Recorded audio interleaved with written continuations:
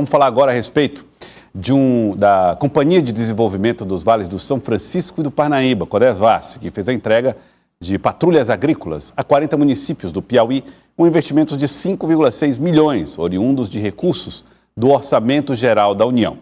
São doados tratores e implementos agrícolas a prefeituras e a associações. O superintendente da Codevasf, Marcelo Filho, e o senador Marcelo Castro falaram sobre esse ato de hoje.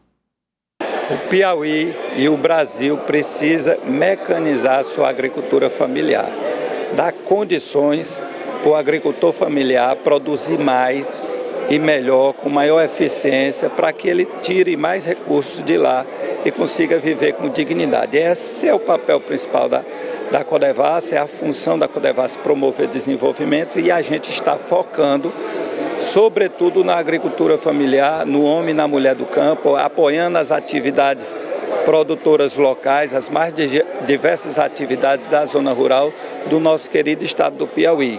Ouvindo caprinocultura, a apicultura, que é a atividade mais rentável da zona rural hoje, a agricultura com a distribuição de patrulhas agrícolas, e essa entrega é a entrega de 40 patrulhas para 40 municípios diferentes do estado do Piauí, um aporte de 5,6 milhões de recursos, uma emenda de bancada colocada pelo senador Marcelo Castro, que aqui fomenta e investe na agricultura familiar. A Codevasf faz hoje uma entrega de 40 tratores de uma vez só, mas são 40 de mais de 300 que estão sendo distribuídos aqui pela Codevasf. E todos os deputados federais colocaram recursos na Codevasf. Por quê? Isso é uma coisa que eu quero que você faça propaganda. A Codevasf compra o trator aproximadamente pela metade do preço que é vendido numa revendedora, porque ela compra em grande quantidade. Então, no lugar de comprar um trator, você compra dois com o mesmo recurso através da Codevasf. Então, estamos muito felizes de estar podendo dar essa contribuição para a agricultura familiar do Piauí, porque a grande agricultura, o agronegócio, essa anda com os próprios pés, né? Com os seus próprios recursos. Mas o agricultor familiar, que ainda está no nível da enxada, evidentemente que um trator desse aqui é praticamente uma revolução, vai melhorar demais a vida das pessoas, vai fazer com que eles tenham mais renda e, evidentemente, que possam viver com mais dignidade. E depois do evento, o senador Marcelo Castro falou a respeito do Código Eleitoral. O senador falou sobre as audiências públicas que estão sendo marcadas no Senado para alterações do Código. O Código Eleitoral condensa 7 leis que existem hoje, são praticamente 900 artigos, e evidentemente com uma matéria dessa, por mais que a gente estude, por mais que a gente debate, eu tenho 2 anos que sou relator, e todas as pessoas que me pediram audiência, que deram sugestões, nós acatamos. Quer dizer, acatamos no sentido de ouvir, de discutir, e aquilo que nós achamos procedentes nós acatamos, e aquilo que parcialmente, e o que não, tudo que nós não acatamos, apresentamos uma justificativa. Então agora eu ia apresentar o relatório quando houve vários pedidos de audiência pública. Então, nós concordamos com o presidente da comissão, que é o Otto Alencar, senador da Bahia.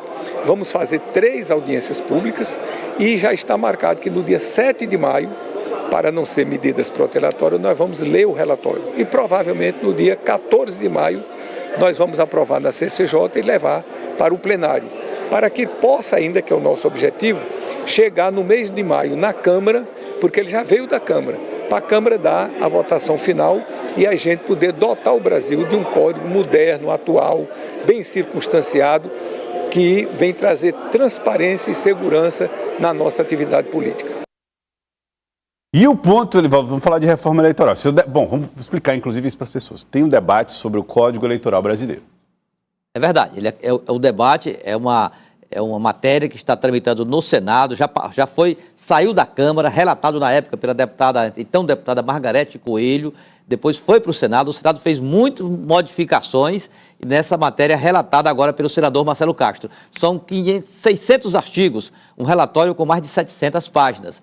era para ter sido votada essa semana, mas o presidente Otto Alencar, da CCJ, preferiu outro caminho, promover 3 audiências públicas daqui até o dia 17 de maio, segunda quinzena de maio, será votada na Comissão de Constituição e Justiça, enviada ao plenário e depois à Câmara. Se a Câmara não revisar, não provocar nenhuma mudança, já sai de lá no primeiro semestre, virando lei para vigorar na eleição do ano que vem. A outra coisa é um projeto de emenda à Constituição que pode acabar com o Instituto da Reeleição. Perfeito, aí é outra matéria. Essa matéria de autoria nasceu de um projeto do senador Jorge Cajuru. Sabe quem é, né? Jorge Cajuru. Jornalista. Jornalista, senador, hoje está no PSB de Goiás, propôs essa matéria, teve as assinaturas suficientes, transformou em PEC, proposta de emenda à Constituição. O relator, o senador piauiense Marcelo Castro, vai ser votada, foi protocolada hoje, 4 de abril, protocolado hoje o relatório do senador Marcelo Castro, para ser apreciado na Comissão de Constituição e Justiça na próxima quarta-feira, primeira sessão da CCJ na semana que vem. Bom, essa matéria trata do fim da reeleição, estabelecendo uma regra de transição até 2030. Vamos então entender como é que vai funcionar essa regra, caso seja aprovado. Vamos ver. Bom, isso é uma luta minha que vem de muito tempo. Eu apresentei esse relatório na residência oficial lá com o Davi Alcolumbre. Estavam presentes todos os líderes partidários, eu fui representando, fui como líder do MDB, que eu sou vice-líder, e houve uma boa receptividade. Qual é o nosso projeto? É na eleição de 2028 fazer um mandato tampão de 2 anos para prefeitos e vereadores, para em 2030 coincidirem todas as eleições do Brasil. Aí nós teríamos eleições de 5 em 5 anos de vereador a presidente da República. Isso é um sonho que nós acreditamos que venha muito em benefício do Brasil.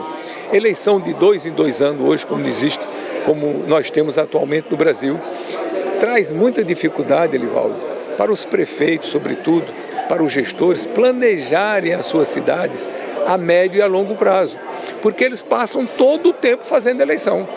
Um prefeito hoje, quando ele é eleito, ele vai renegociar os débitos da prefeitura, vai nomear o seu secretariado. Quando a coisa vem engrenar, o prefeito vai aprender a administrar. Quando ele vem engrenar, já está do segundo semestre em diante. Quando chega no ano seguinte, já tem eleição de deputado e de governador. Mas na eleição de prefeito ele não precisa se meter, precisa. Se o prefeito não der ao seu deputado que ele apoia mais voto do que a oposição, ele já vai se descredenciar para a sua reeleição futura.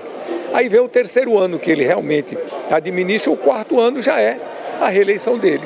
Então o prefeito passa o tempo todo fazendo eleição e perde o planejamento a médio e a longo prazo. E, evidentemente, vai sempre priorizar as obras que dão resultado eleitoral mais imediato do que aquelas que são mais infraestruturantes de médio e longo prazo, como, por exemplo, um esgotamento sanitário. Muito bem. Possibilidades, então, Lívia, de uma mudança radical nessa norma que é o do Instituto da Reeleição. Existem, inclusive, Gelson, 2 vertentes que são colocadas em relação à reeleição, que seria justamente essa economia pública muito maior, porque a questão do fundo partidário, na distribuição de recursos, tudo isso seria mais econômico para o Brasil. No entanto, na questão pragmática, prática, na execução do voto, traria certas dificuldades, porque, por exemplo, caso houvesse essa eleição coletiva, seriam pelo menos 10 votos por pessoa. Então, traz uma noção de que como seria feita essa conscientização eleitoral para o eleitor, como que seria feita essa educação política para o eleitor em relação a quem ele escolhe para representá-lo, seja na Câmara Municipal, seja na Câmara Federal, na própria presidência, na governadoria. Então, são muitas escolhas que demandam tempo, consciência política, estudo e que também compreenda quais as bandeiras de cada candidato. Então, é algo que deve ser realmente trabalhado e trazido de uma forma mais cautelosa, para não fazer uma alteração que possa, consequentemente, atrapalhar o processo eleitoral no sentido de não ter uma representatividade justa a cada parcela do eleitor. Então, eu acredito que seja um assunto que deve ser trabalhado de forma mais cautelosa, principalmente por conta desse setor. Economicamente, seria positivo. Numa questão de facilitar certas burocracias eleitorais, também seria positivo. Mas, em relação à consciência eleitoral, acredito que ainda tem algumas demandas na frente para poder ser bem executado dessa forma.